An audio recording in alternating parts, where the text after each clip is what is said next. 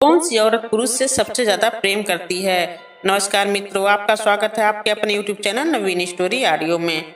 मित्रों, आज की कहानी बहुत ही ज्ञानवर्धक और मनोरंजक है। आप सबसे निवेदन है कि आप सब कहानी को पूरा और ध्यान से सुने, क्योंकि आधी अधूरी कहानी सुनने से आधा अधूरा ही ज्ञान प्राप्त होता है। तो चलिए शुरू करते हैं आज की कहानी। एक समय की बात है, किसी गांव में गौरी और जमुना नाम की दो सहेलियां रहा करती थीं। दोनों में बहुत ही गहरी दोस्ती थी, बहुत ही गाढ़ा प्रेम था। कहते हैं जब उनके पति काम धंधे पर जाते तो वे दोनों सहेलियां अपने अपने घर की आंगन में बैठकर एक दूसरे के सुख और दुख की बातें किया करती थीं। उन दोनों में इतना अधिक प्रेम था कि उन्होंने अपने अपने आंगन की दो हिस्सों में बांटने वाली दीवार को भी तोड़ दी थी। एक साथ उठना बैठना, एक साथ खाना पीना, यही उनके प्रेम को दर्शाता था। वह वस्त्र और आभूषण भी एक दूसरे के पसंद से ही पहनती उड़ती थी। उन्हें अपने अलावा गांव की दूसरी औरतों से कोई मतलब नहीं था, ना कोई सरोकार था। मित्रों, उनकी ऐसी मित्रता को देखकर गांव की दूसरी औरतें मन ही मन में उनसे ईर्ष्या करती थीं और वे उनके बीच फूट डलवाने की युक्ति सोचती रहती थीं। लेकिन भगवान की ऐसी कृपा थी कि कोई भी औरत आज तक उनमें फूट डालने में सफल नहीं हो पाई। मित्रों, गांव के बड़े बुजुर्ग कहते थे, अरे भाई, प्यार हो तो जमुना और गौरी जैसा। सगी बहनों में भी इतना प्यार हमने आज तक नहीं देखा। दोनों सबसे बेखबर, अपने ही दुनिया में मस्त थीं। दोनों ही नए संतान थीं। उनकी ये इच्छा थी भगवान उनकी गोद भर दे और उनके पीछे एक नन्हा मुन्ना आ जाए। इसके लिए दोनों ही भगवान से प्रार्थना करती रहती थीं और उनकी ये मनोकामना भगवान ने बहुत ही जल्दी पूरी भी कर दी। प्रिय मित्रों, एक बार गांव वालों ने देखा कि गौरी और जमुना के बीच एक बच्चा आ गया।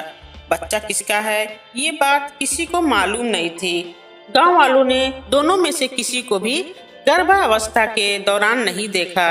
मां बनने का भेद भी उन दोनों के अलावा कोई नहीं जानता था। वो दोनों ही तन मन से बराबर बच्चे का लालन पालन करती थी। गांव की कुछ औरतों ने पूछा कि ये बच्चा किसका है, लेकिन दोनों ही मुस्कुरा कर रह गई। मित्रों, गांव वाले बच्चा कभी गौरी के पास देखते तो कभी जमुना के पास। जमुना उसे नहलाती संवारती तो गौरी उसे लोरियां सुना करके सुला रही होती। इसी प्रकार समय गुजरता गया और बच्चा भी बड़ा होने लगा। इधर जब गांव वालों को बच्चे की असली मां का पता नहीं चला तो धीरे धीरे बच्चे की असली मां के विषय में जानने की उनकी उत्सुकता समाप्त हो गई। लेकिन कहते हैं ना, समय बदलते देर नहीं लगती। किसके मन में कब और कैसे विचार आ जाएं, ये भी कोई नहीं जानता। मित्रों, एक दिन जब गांव वालों ने गौरी और जमुना को लड़ते हुए देखा तो वे आश्चर्यचकित रह गए। समय के साथ उथल पुथल हुए विचारों ने उन दोनों सहेलियों के बीच स्वार्थ का बीज बो दिया, जिसके कारण उनमें आपसी मनमुटाव पैदा हो गई। मित्रों, गांव वालों को जब उनके झगड़े का कारण पता चला कि वे बच्चे को लेकर झगड़ रही थी, गौरी कहती है कि ये बच्चा मेरा है और जमुना कहती है ये बच्चा मेरा है। दोनों ही बच्चे पर अपना अधिकार जमाना चाहती थी। इसी बात के कारण दोनों के बीच नफरत की दीवार खड़ी हो गई। इधर गांव की पंचायत भी उनका फैसला नहीं कर पाई, क्योंकि इस बात का कोई प्रत्यक्ष गवाह नहीं था कि वास्तव में उस बच्चे को जन्म किसने दिया है, कौन है उसकी असली माँ। पंचायत के सामने भी दोनों झगड़ रही थी और यहाँ तक कि नौबत मारपीट तक पहुंची। दोनों औरतें गांव के मुखिया के सामने चीख चीख करके कह रही थीं, ये बेटा मेरा है, ये बेटा मेरा है, मैंने इसको जन्म दिया है। मित्रों, तब जमुना ने कहा, हे गौरी, तू झूठ मत बोलना, ये बच्चा मेरा है, मैंने इसे जन्म दिया है। आज तक तेरी कोई औलाद नहीं हुई, इसलिए तेरे मन में पाप आ गया है कि कहीं तुझे लोग बांझ न कहने लगे। तब गौरी बोली, अरे जमुना, बांझ तो तू है जो मेरे लाल पर अपना हक जमा रही है। मैंने तो ये सोचकर गांव वालों के सामने ये रहस्य नहीं खोला कि कहीं लोग तुझे बांझ न समझ बैठे कि ये बच्चा मेरा है। मैं तो सोचती थी कि जल्दी ही भगवान तेरी गोद भी भर देगा, मगर तू तो बांझ है जो मेरे बच्चे को हथिया कर अपना घर रोशन करना चाहती है। मित्रों, तब गांव के मुखिया ने कहा, सुनो, इस प्रकार शोर मचाने से कुछ होने वाला नहीं है। पहले ये बताओ कि तुम दोनों में ये झगड़ा कैसे उत्पन्न हुआ। बच्चे को तुम दोनों बराबर लाड प्यार दे रही थी, फिर ये झगड़ा तुम दोनों में कैसे आरंभ हो गया। तो जमुना कहती है कि हे मुखिया, मैं तुम्हें असली बात बताती हूँ। ये बात पूरा गांव जानता है कि हम दोनों की शादी कुछ ही दिनों के अंदर में हुई थी। शादी के कई वर्षों तक हम में से कोई भी माँ नहीं बन सकी। उस समय हम आपस में ही एक दूसरे का सुख दुख बांटा करते थे। गांव की औरतों से भी हम इसलिए नहीं बोलते थे कि वे हमें बांझ समझकर हमसे नफरत ना करें, हमें दुनिया के ताने न सुनने पड़े। क्यों गौरी, मैं सच कह रही हूँ। गौरी ने कहा, हाँ सच है। मगर मित्रों, जमुना ने उसकी बात काट कर कहा, अगर मगर मत कर, मेरी बात मुखिया के सामने पूरी होने दे। तब गौरी ने कहा, मगर का मतलब है कि अब तू झूठ बोलेगी। जमुना बोली, अरे मैं अब तक झूठ नहीं बोली तो अब क्या झूठ बोलूंगी। मित्रों, इससे पहले कि उन दोनों के बीच फिर से तू मैं शुरू होती, गांव के मुखिया जी ने कहा गौरी से, हे गौरी, तुम अभी चुप रहो और इसे अपनी बात पूरी करने दो। हाँ तो जमुना, आगे बताओ कि आगे क्या हुआ। तो मित्रों, तभी जमुना कहती है कि हे मुखिया, तभी एक दिन भगवान ने मेरी प्रार्थना सुन ली और मुझे लगा कि मैं माँ बनने वाली हूँ। तो ये खुशखबरी मैंने गौरी को सुनाई। ये सुनकर गौरी खुश होने की बजाय उदास हो गई। जब मैंने उसकी उदासी का कारण पूछा तो वह बोली, बहना जमुना, हमारी शादी एक साथ हुई थी। भगवान ने तेरी गोद भर दी, मगर न जाने मेरी गोद कब भरेंगे। गांव की औरतें तो तेरी गोद भरते ही मुझे बाँझ कहेंगी। हे मुखिया, तब मैंने इससे कहा कि तू ऐसा क्यों सोचती है, भगवान ने चाहा तो तेरी गोद भी जल्दी ही भर जाएगी। फिर भी मैं ऐसा करती हूँ कि अपने माँ बनने का भेद किसी को नहीं बताऊंगी। अगर मेरा बच्चा होने तक तेरा पाँव भारी नहीं हुआ तो हम दोनों बहनें उसी बच्चे को माँ बनकर पालेंगे। ऐसा हुआ कि मेरा बच्चा हो गया मगर इसकी गोद नहीं भरी तो हम दोनों ही बच्चे का लालन पालन करने लगे। मित्रों, गांव के मुखिया ने कहा, ये सब तो ठीक है जमुना, मगर झगड़े का कारण क्या है। तब जमुना कहती है कि मुखिया जी, झगड़ा तब शुरू हुआ जब इसने मेरे बच्चे से कहा कि वह मुझे मौसी कह के पुकारे। अब आप ही बताएं मुखिया जी कि कौन माँ अपने आप को मौसी कहलवाएगी। बस यही सुनकर मुझे लगा कि ये मेरा बेटा मुझसे छीन लेना चाहती है। मित्रों, तब गौरी ने कहा कि हे मुखिया जी, ये झूठ बोल रही है, ये बच्चा मेरा है, मैं हूँ इस बच्चे की असली माँ। यही बच्चे से मुझे मौसी कहलवा कर मेरे बच्चे को मुझसे छीनना चाहती है। मैंने इससे कहा था कि जब तक तेरे को बच्चा नहीं होता तू मेरे बेटे को ही अपना बेटा समझना, पर मैं ये नहीं जानती थी कि मेरे उपकार का ये बदला देगी। ये कहकर गौरी पल्लू से मुंह ढककर जोर जोर से रोने लगी और कहने लगी, ये झूठी है मुखिया जी, ये मेरे लाल को मुझसे छीनना चाहती है। मित्र मुखिया जी को दोनों की ही बातें सच लग रही थी, अतः वे समझ नहीं पा रहे थे कि किसके हक में फैसला सुनाया जाए और ना ही सिद्ध कर पा रहे थे कि बच्चे की असली माँ कौन है। मित्रों, अंत में बाकी पंचों से विचार विमर्श करने के बाद मुखिया जी बोले, ये मामला बहुत ही जटिल है जो इस प्रकार नहीं सुलझाया जा सकता। ये तो सच है कि तुम दोनों में से एक औरत झूठ बोल रही है जो बच्चे पर अपना नाजायज हक जमा रही है। ये घोर अपराध है। कहते हैं कि जो दूसरे के बच्चों पर हक जमाती है या उसे छीनना चाहती है तो ये बहुत ही जघन्य अपराध होता है जिसके बदले कठोर दंड दिया जा सकता है। इसलिए हमने ये फैसला किया है कि इस मामले को हम राज दरबार में ले जाएंगे, मगर इससे पहले तुम्हें एक मौका और देते हैं कि जो भी औरत बच्चे पर झूठा हक जमा रही है वो अपनी भूल स्वीकार कर लेती है तो हम वचन देते हैं कि उसे किसी प्रकार का दंड नहीं दिया जाएगा। मगर यदि मामला राज दरबार तक गया तो महाराज का फैसला ही सही होगा और झूठी औरत दंड की भागीदार होगी। अब तुम दोनों एक बार फिर से सोच लो कि तुम में से कौन झूठ बोल रही है। मित्रों, तब तड़प कर गौरी ने कहा, नहीं मुखिया जी नहीं, मैं भगवान की सौगंध खाकर कहती हूँ कि बच्चा मेरा ही है। मैंने तो इसके साथ भलाई की थी, मुझे क्या मालूम था कि मेरी भलाई का बदला ये बुराई से देगी। मित्रों, तभी मुखिया जी ने जमुना से पूछा, तुम भी कुछ कहना चाहती हो? जमुना बोली, मुझे जो कहना था वो मैं कह चुकी मुखिया जी। मुखिया जी ने कहा, ठीक है, पंचायत का फैसला है कि ये मामला कल राज दरबार में पेश किया जाएगा। मुखिया ने कहा कि जब तक ये निर्णय नहीं हो जाता कि बच्चा किसका है तब तक इस बच्चे की देखभाल पंचायत करेगी। तब जमुना ने कहा, ठीक है, हमें मंजूर है मित्रों। लेकिन गौरी बोली, नहीं नहीं मुखिया जी, ये अन्याय है। रात भर मेरा बच्चा मेरे बिना कैसे रहेगा। तब मुखिया जी ने कहा, तुम किसी प्रकार की चिंता मत करो गौरी, बच्चे को किसी प्रकार की कोई तकलीफ नहीं होगी। और मित्रों, फिर पंचायत समाप्त हो गई। दोनों औरतें एक दूसरे को कोसती हुई अपने अपने घर चली गई। दूसरे दिन मुखिया ने मामला राज दरबार में पेश कर दिया। आसपास के सभी गांव के लोग जो थे इस मुकदमे का फैसला सुनने को उत्सुक थे। सभी जानना चाहते थे कि महाराज इस अनोखे मुकदमे का क्या फैसला सुनाएंगे। ये सुनने के लिए बहुत से गांव के आसपास के लोग वहां इकट्ठे होने लगे। मित्रों, महाराज भी ये जानकर दंग रह गए थे कि बच्चा एक है और उसके दावेदार मां दो हैं, और इस बात का कोई गवाह नहीं है कि असल में बच्चा किसका है। मित्रों, पूरी बात सुनकर महाराज गहरी सोच में डूब गए। उनकी समझ में नहीं आ रहा था कि निर्णय किसके पक्ष में करें। राजा ने मंत्री से कहा कि मंत्री, ये मामला बहुत ही गंभीर है। मंत्री ने जवाब दिया, हाँ महाराज, ये कोई साधारण मामला नहीं है। मुसीबत ये है कि बच्चा बोल नहीं सकता और ये दोनों इस बात का लाभ उठाना चाहती हैं। महाराज, यदि मेरी माने तो इसका निर्णय स्वामी श्यामानंद जी से करवाएं। वे दूरदर्शी और ईश्वर के सच्चे ज्ञाता हैं। तब राजा ने कहा कि मेरा आदेश है कि कल ये मामला स्वामी के सामने प्रस्तुत किया जाए। और दोस्तों, इस प्रकार वही हुआ।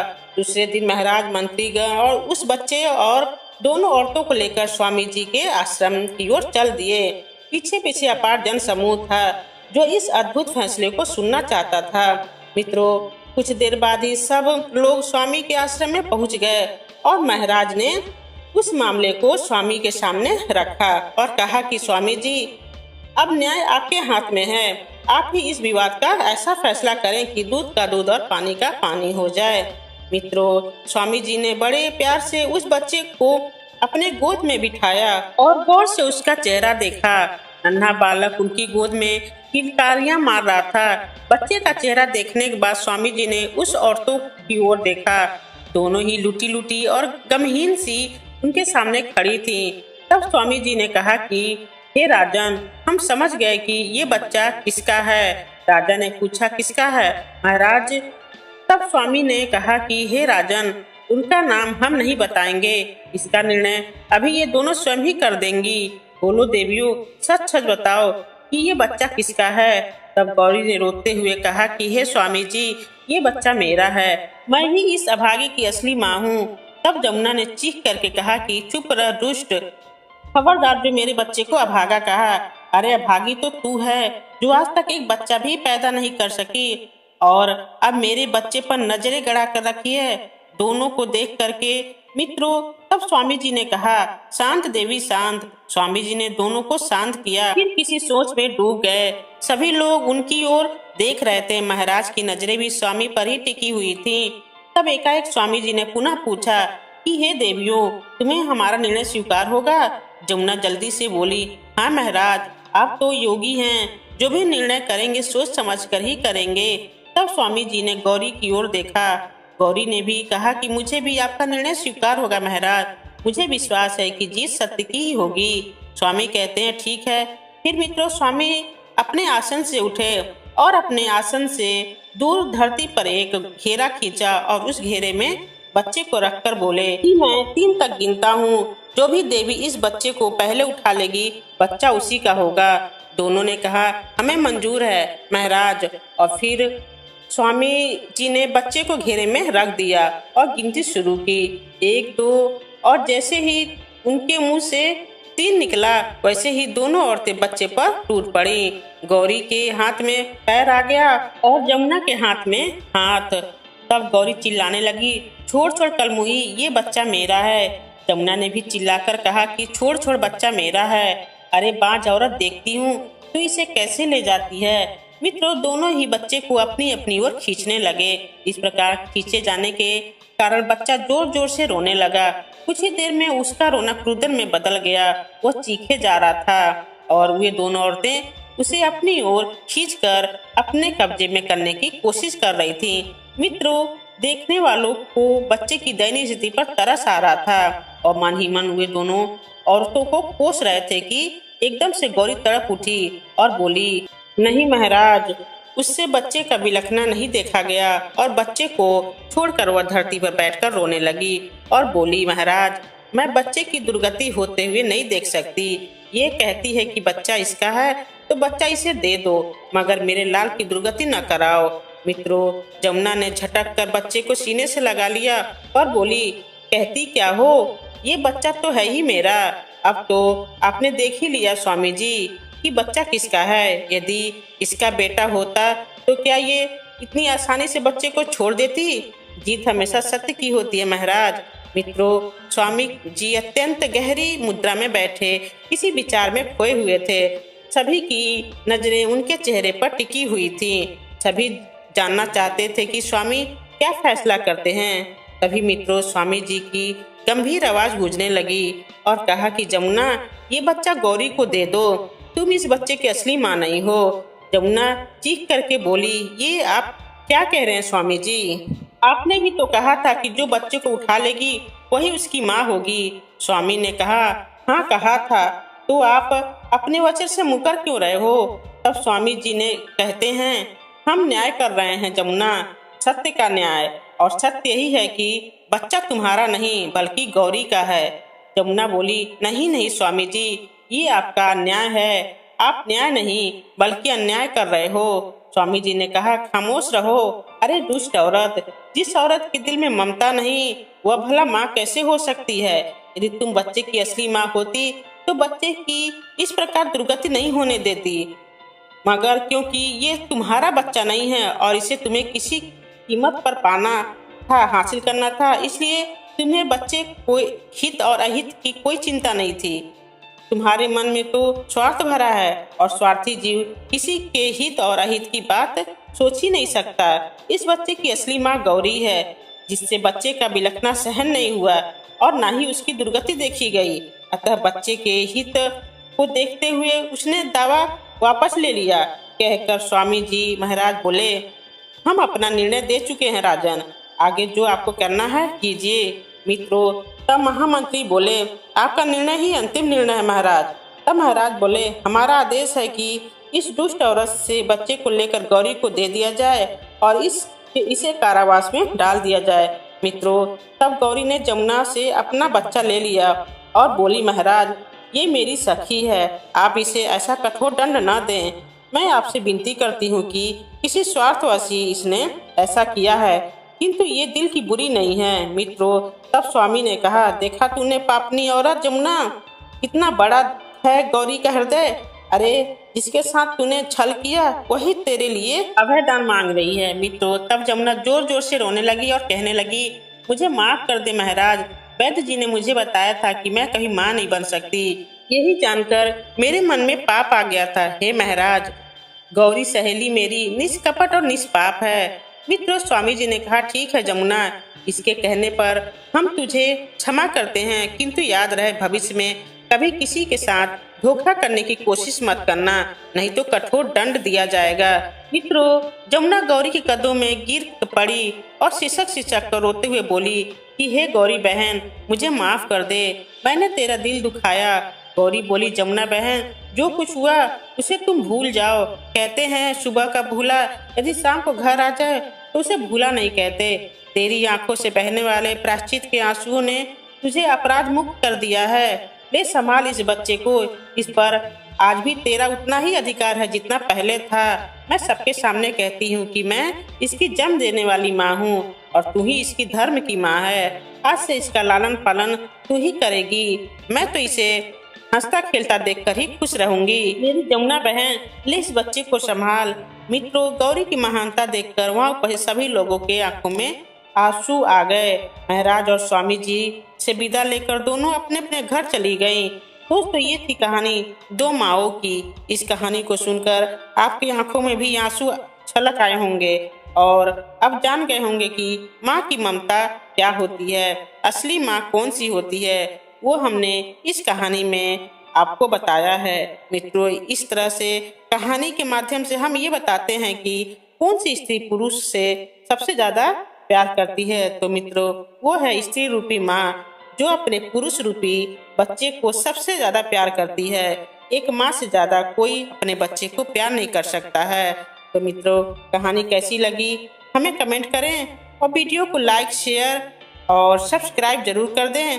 तो मिलते हैं अगले वीडियो में एक नई कहानी के साथ। राधे राधे मित्रों।